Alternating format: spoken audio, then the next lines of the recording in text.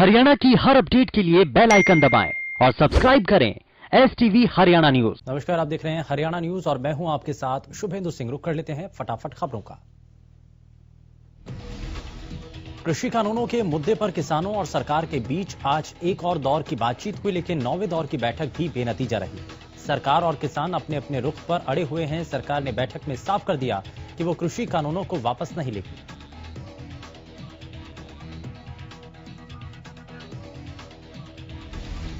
वहीं किसान तीनों कृषि कानूनों को वापस लेने की मांग पर अड़े हुए हैं। 9वें दौर की बैठक में भी कोई हल नहीं निकलने के बाद सरकार और किसान नेताओं के बीच 15 जनवरी को एक बार फिर बैठक होगी। आपको बता दें कि कल सिंघू बॉर्डर पर किसान संगठनों की बैठक होनी है, जिसमें वो आगे की रणनीति तय करेंगे। सरकार के साथ बैठक के बाद किसान नेताओं ने कहा कि सरकार कोर्ट जाने को कह रही है, लेकिन वो कोर्ट नहीं जाएंगे। कानून वापस होने तक हमारी लड़ाई जारी रहेगी। इस दौरान किसानों ने कहा कि हम कानूनों को चुनौती दे रहे हैं, हमारा प्रदर्शन जारी रहेगा। साथ ही उन्होंने साफ किया कि कानून वापसी के अलावा किसान कोई बात मंजूर नहीं करेंगे, लेकिन सरकार कानून वापस लेने को तैयार नहीं। किसानों के साथ बैठक के बाद कृषि मंत्री नरेंद्र तोमर का बयान सामने आया। उन्होंने कहा कि किसान यूनियन के साथ तीनों कानूनों पर चर्चा हुई, लेकिन बैठक में फैसला नहीं हो पाया। किसानों को विकल्प देने की बात कही, क्योंकि बहुत से लोग कृषि कानूनों के पक्ष में भी हैं। इस दौरान कृषि मंत्री नरेंद्र तोमर ने कहा कि 15 जनवरी को समाधान की उम्मीद है। हम किसानों का सम्मान करते हैं, लेकिन बैठक में अभी कोई फैसला नहीं हो पाया। सरकार सुप्रीम कोर्ट के फैसले के प्रति प्रतिबद्ध है।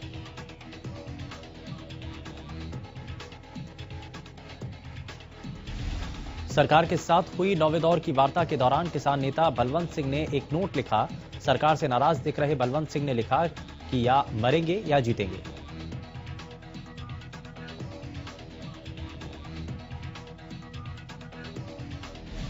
सर्व कर्मचारी संघ हरियाणा के बैनर तले गोहाना के पब्लिक हेल्थ में कई विभागों के कर्मचारियों ने बैठक की। बैठक के दौरान कर्मचारियों ने किसान आंदोलन का समर्थन करने का ऐलान करते हुए सरकार से 3 कृषि कानूनों को रद्द करने की मांग की।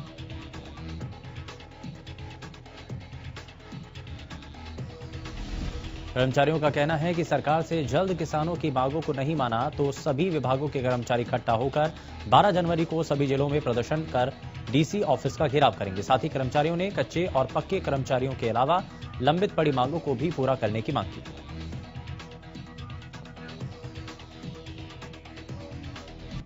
कृषि कानूनों को लेकर किसानों का आंदोलन लगातार जारी है। किसान अलग अलग तरीकों से कृषि कानूनों का विरोध कर रहे हैं। इसी कड़ी में सिरसा के किसान भी केंद्र सरकार के खिलाफ रोष प्रदर्शन करते नजर आए। शेरपुरा गांव के कुछ युवा किसानों ने केंद्र सरकार के खिलाफ अनोखा प्रदर्शन किया।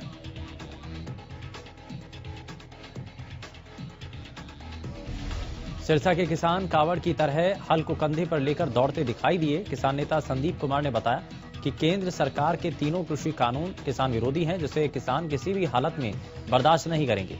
किसानों ने केंद्र सरकार से जल्द कृषि कानूनों को रद्द कर किसानों को राहत देने की मांग की।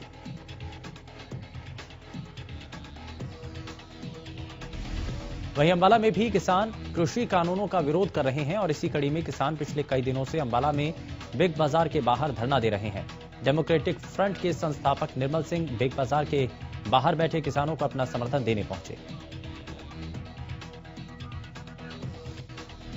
निर्मल सिंह ने कहा कि सरकार की नीयत पर पहले से ही शक है। सरकार किसानों के खिलाफ है और कॉरपोरेट घरानों के साथ है। दिल्ली से अंबाला पहुंचे किसान नेता मलकीत सिंह ने लोगों से मॉल से सामान न खरीदने की अपील की। जब तक सरकार कानूनों को वापस नहीं लेगी, तब तक हमारी लड़ाई जारी रहेगी। पलवल के अटोहा चौक पर कृषि कानूनों को रद्द करवाने और एमएसपी पर लिखित में कानून बनवाने की मांग को लेकर किसानों का धरना जारी है। वहीं किसानों के जत्थे के साथ आंदोलन में शामिल होने आए महाराष्ट्र के अविनाश देशमुख ने कहा कि उनके साथ लगभग 200 से 250 किसानों का जत्था है, जिसमें महिलाएं भी शामिल हैं। उन्होंने कहा कि वो सभी किसान हैं और किसानों के परिवार से हैं, जिससे उन्हें मालूम है कि इन काले कानूनों से उन्हें क्या नुकसान है। उन्होंने कहा है कि ये काले कानून रद्द होने चाहिए। सरकार बार बार वार्ताएं कर रही है, लेकिन कोई हल नहीं निकल रहा है।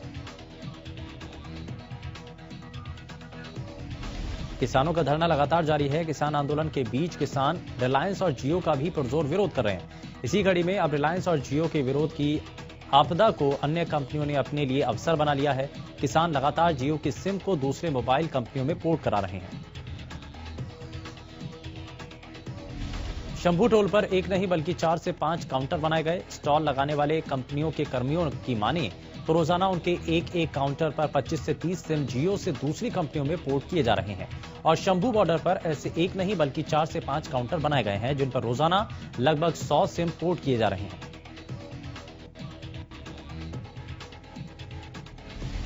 फतेहाबाद के रतिया में किसानों ने दिल्ली बॉर्डर पर बैठे किसानों के लिए 4 क्विंटल मिठाई और दूसरा खाना खाने का सामान तैयार किया है। किसानों ने बताया कि ये 4 क्विंटल मिठाई और सामान दिल्ली बॉर्डर पर डटे किसानों के लिए भेजी जाएगी। मिठाई तैयार करने वाले किसानों ने बताया कि जब तक सरकार तीनों कानून वापस नहीं लेती तब तक किसान दिल्ली से नहीं लौटेंगे, चाहे इसके लिए उन्हें कितना भी लंबा आंदोलन चलाना क्यों न पड़े।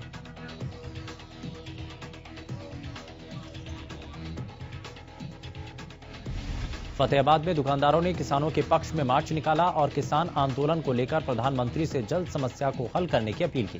फतेहाबाद के पपीहा पार्क में दुकानदार इकट्ठा हुए और उसके बाद पूरे शहर में मार्च निकालकर किसान आंदोलन का समर्थन किया। व्यापार मंडल एसोसिएशन का कहना था कि दुकानदार किसानों के साथ कंधे से कंधा मिलाकर खड़े हैं और वो किसान आंदोलन का समर्थन करते हैं। किसान आंदोलन के चलते किसान ठंड में सड़कों पर हैं, इसीलिए उन्होंने प्रधानमंत्री से जल्द समाधान की अपील की ताकि किसान अपने घर वापस लौट सके।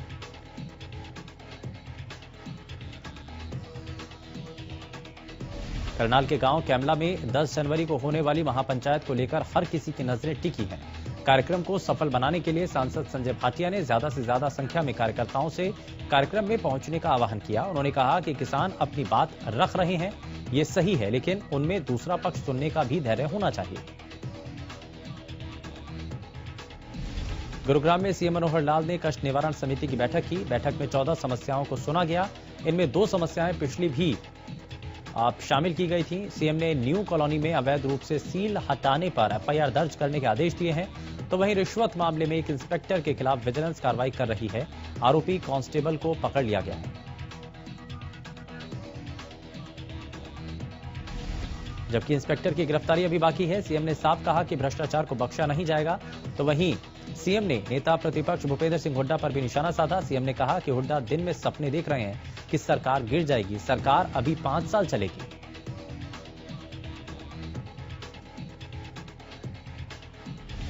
प्रदेश में बर्ड फ्लू की पुष्टि की गई है। पशुपालन मंत्री जेपी दलाल ने प्रेस कॉन्फ्रेंस कर जानकारी साझा की। उन्होंने बताया कि भोपाल लैब के अंदर इस बात की पुष्टि की गई है और अब तक पंचकुला में बर्ड फ्लू के कारण 4 लाख से ज्यादा मुर्गियों की मौत हो चुकी है। भोपाल लैब में 3 सैंपल में से 2 की रिपोर्ट पॉजिटिव आई है और साथ ही कहा गया कि हमने कुछ सैंपल जालंधर भी भेजे थे, लेकिन वहां से अभी तक कोई जानकारी सामने नहीं आई है। जेपी दलाल ने बताया कि मुर्गियों में H5N8 श्रेणी का फ्लू सामने आया। जहां से सैंपल लिए गए हैं उसके 1 किलोमीटर के दायरे में मुर्गियों को मारा जाएगा, जिसमें तकरीबन 66,000 मुर्गियों को मारा जाएगा। वहीं सभी कर्मचारियों का हेल्थ विभाग की ओर से जांच भी कराई जा रही है। पंचकुला के पोल्ट्री फार्मों में लाखों मुर्गियों की बर्ड फ्लू से मौत का मामला सामने आया। इसी को लेकर केंद्रीय स्वास्थ्य मंत्रालय की टीम रायपुरानी पहुंची थी, जहां उन्होंने सामुदायिक स्वास्थ्य केंद्र में हाई रिस्क एरिया के 3 किलोमीटर के दायरे में सर्वे किया। जिन पोल्ट्री में ज्यादा मुर्गियों की मौत हुई है उनके 3 किलोमीटर के दायरे में जो गांव आते हैं वहां लोगों के स्वास्थ्य की जांच की गई। पूरे मामले को लेकर पशुपालन विभाग के deputy director doctor Sukhdev Rathi ने बताया कि बर्ड फ्लू को लेकर विभाग अलर्ट है और अभी तक पंचकुला में 4,35,000 के करीब मुर्गियों की मौत हो चुकी है।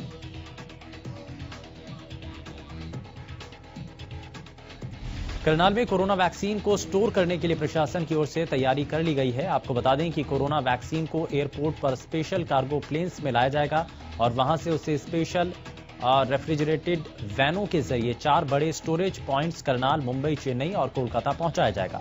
प्राथमिक जानकारी के मुताबिक करनाल से स्पेशल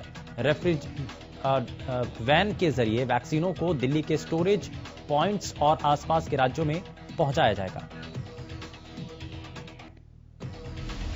करनाल में कोरोना वैक्सीन के लिए की गई तैयारी पर नजर डाली जाए तो अभी काफी संख्या में cold chain points, ice linked refrigerator और डीप फ्रीजर की व्यवस्था की गई है। वहीं ड्राई रन के जरिए स्वास्थ्य विभाग ने सभी तैयारियों की समीक्षा भी कर ली है और कि किस तरीके से वैक्सीन का टीकाकरण करना है। सिरसा जिला मुख्यालय पर लंबे समय से धरने पर बैठे बर्खास्त पीटीआई अध्यापकों को सरकार की तरफ से आश्वासन के बाद भी राहत नहीं मिली। धरने पर बैठे पीटीआई अध्यापक ने बताया कि सरकार ने जो उन्हें समायोजित करने का फैसला लिया था उस पर अब तक अमल नहीं किया गया।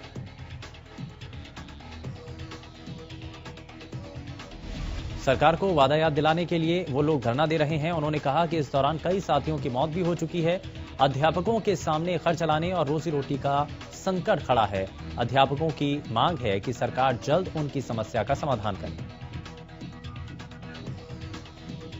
9 और 10 जनवरी को ग्राम सचिव की परीक्षा होनी है। परीक्षा की तैयारियों के बारे में बताते हुए उपायुक्त प्रदीप कुमार ने कहा कि परीक्षाओं को नकल रहित, पारदर्शी और शांतिपूर्ण ढंग से पूरा करवाने के लिए सभी पुख्ता प्रबंध किए गए हैं। उपायुक्त ने बताया कि सभी परीक्षा केंद्रों में सीसीटीवी, जैमर और बायोमेट्रिक सिस्टम की व्यवस्था की गई। परीक्षा की ड्यूटी में लगे अधिकारी और कर्मचारी सजग और सावधान रहते हुए आपसी तालमेल के साथ अपनी जिम्मेदारियों को निभाएंगे। साथ ही कोविड-19 के भी सभी नियमों का पालन किया जाएगा। रेवाड़ी में ग्राम सचिव पद की परीक्षा को लेकर सभी तैयारियां पूरी कर ली गई हैं। परीक्षा को लेकर जिले में 30 केंद्र बनाए गए हैं, जहां 16 मजिस्ट्रेट नियुक्त किए गए हैं।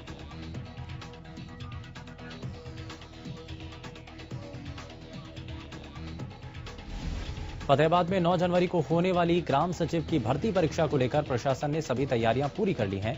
फतेहाबाद में 22,000 परीक्षार्थी ग्राम सचिव की भर्ती परीक्षा देंगे। इसके लिए जिले में 26 परीक्षा केंद्र बनाए गए हैं। ये परीक्षा 9 और 10 जनवरी को होगी,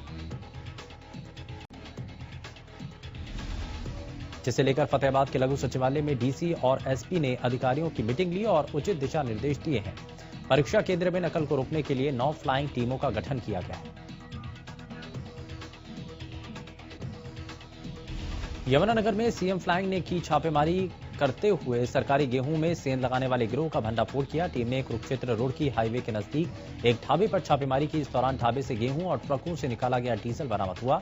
बताया जा रहा है कि ढाबे का मालिक ट्रक चालकों के साथ मिलकर सरकारी गेहूं और ट्रकों से डीजल चोरी की वारदात को अंजाम देता था।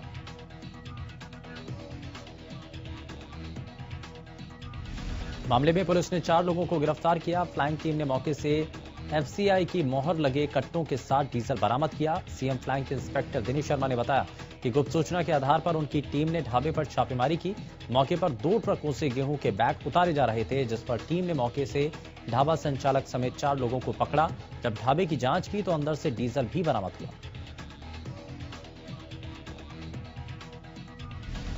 पुलिस ने करनाल में राइस मिलर के घर पर फायरिंग करने वाले 3 आरोपियों को गिरफ्तार कर लिया। गाड़ी में सवार बदमाशों ने सुभाष चंद्र सिंगला को जान से मारने की नीयत से सेक्टर 8 स्थित घर पर ताबड़तोड़ फायरिंग की। बताया जा रहा है कि फायरिंग के बाद बदमाश मौके से फरार हो गए।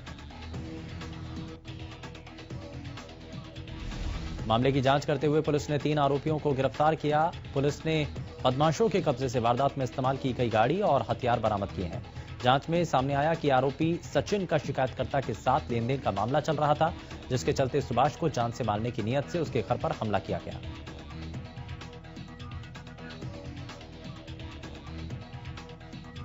गुरुग्राम के राजेंद्र पार्क में थाने में शहर के नामी बिल्डर के खिलाफ हत्या का मामला दर्ज किया गया। दरअसल दिल्ली के शाहदरा के रहने वाले सिविल इंजीनियर 4 जनवरी को सेक्टर 103 की सिग्नेचर ग्लोबल की कंस्ट्रक्शन साइट पर पैसे के लेन देन के चलते आए थे।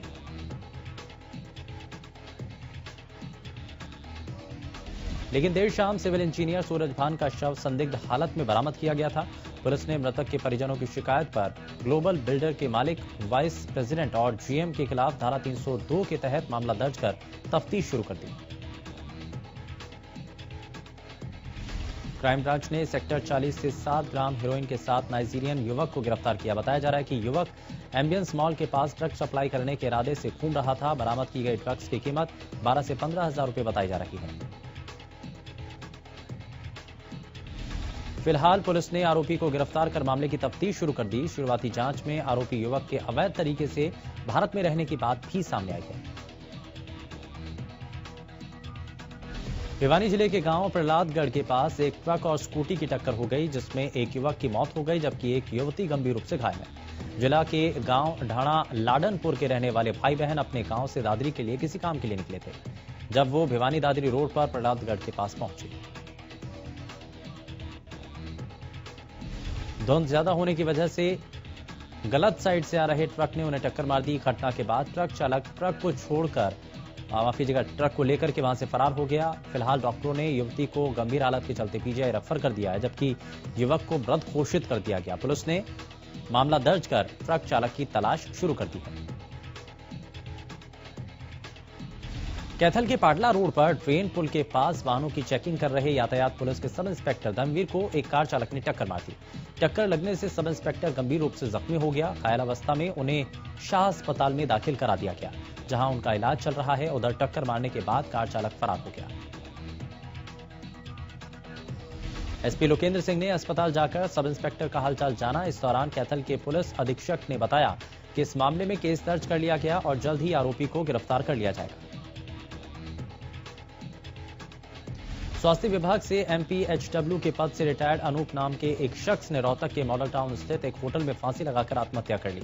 अनूप कल शाम से ही घर से लापता था और आज सुबह होटल संचालकों ने दरवाजा न खोलने की सूचना पुलिस को दी। मौके पर पहुंची पुलिस ने दरवाजा तोड़कर देखा तो अनूप फांसी का फंदा लगाकर पंखे से लटका हुआ था। जांच के लिए एफएसएल टीम को मौके पर बुलाया गया और शव को पोस्टमार्टम के लिए रोहतक पीजीआई भेज दिया गया।